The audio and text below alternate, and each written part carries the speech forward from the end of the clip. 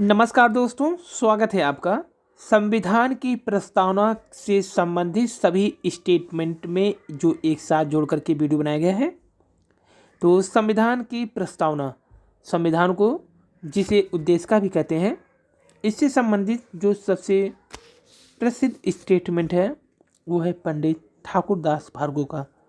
प्रस्तावना संविधान का सबसे सम्मानित भाग है। यह संविधान की आत्मा है, यह संविधान की कुंजी है, यह संविधान का आभूषण है। यह एक उचित स्थान है जहां से कोई भी संविधान का मूल्यांकन कर सकता है। ये स्टेटमेंट पंडित ठाकुर दास भार्गव का है। देखा जाए, सबसे पहले अमेरिकी संविधान में प्रस्तावना को शामिल किया गया था और भारतीय संविधान की जो उद्देशिका या जिसे प्रस्तावना है उसको तैयार किया था पंडित जवाहरलाल नेहरू जी ने। यह उद्देश्य प्रस्ताव उन्होंने 13 दिसंबर 1946 को संविधान निर्मात्री सभा में प्रस्तुत किया। इस उद्देश्य पे प्रस्ताव 8 दिनों तक विचार विमर्श किया गया। अंततः 22 जनवरी 1947 को इसे स्वीकार कर लिया गया। इसी उद्देश्य प्रस्ताव के परिप्रेक्ष्य में भारत में संविधान की प्रस्तावना तैयार की गई, जिसे प्रारूप समिति यानी ड्राफ्ट कमेटी ने फरवरी 1948 में और संविधान निर्मात्री सभा ने 17 अक्टूबर 1948 को अंतिम रूप से स्वीकार किया। तो कुछ स्टेटमेंट।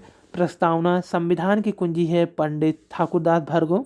दीर्घकालिक सपनों का विचार है प्रस्तावना। यह प्रस्तावना दीर्घकालिक सपनों का विचार है, कृष्णा स्वामी अय्यर ने कहा। प्रस्तावना संविधान का परिचय पत्र है, ये N.A. पालकीवाल ने कहा है। और अगर प्रस्तावना संविधान की कुंजी नोट की स्टेटमेंट को देखें तो ये अर्नेस्ट बार्कर ने कहा है कि प्रस्तावना संविधान का कुंजी नोट है।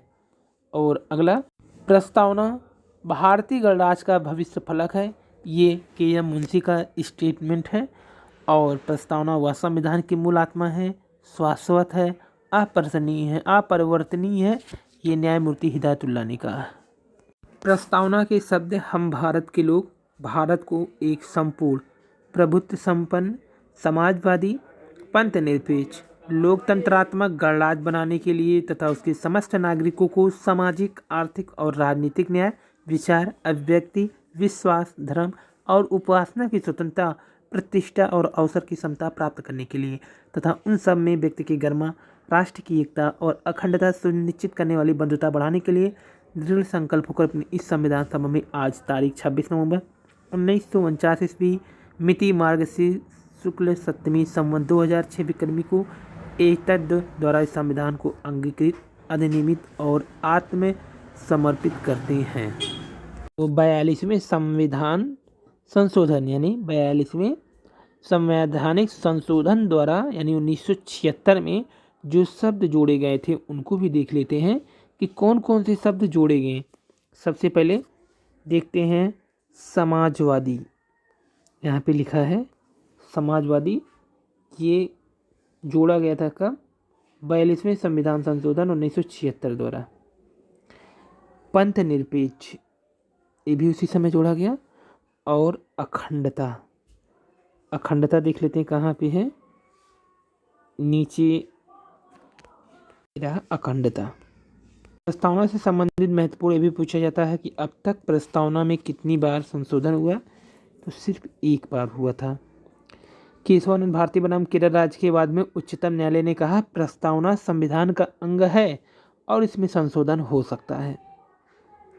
जबकि इससे पहले अगर देखें तो भारतीय संविधान की प्रस्तावना का विधिक महत्व नहीं है, अर्थात यह न्यायालय में परिवर्तित नहीं किया जा सकता। प्रस्तावना संविधान के उद्देश्य को स्पष्ट करता है, इसलिए इसका महत्व है। प्रस्तावना संविधान के स्रोत के रूप में कार्य करता था। जहाँ संवैधानिक प्रावधान सुस्पष्ट न हो उनकी व्याख्या में प्रस्तावना का ही प्रयोग किया जाएगा। प्रस्तावना की शुरुआत हम भारत के लोग से होते हैं, जिसका तात्पर्य संविधान के दिन सभी शक्तियों का स्रोत भारत की जनता में है। तो ये था आज की वीडियो। धन्यवाद।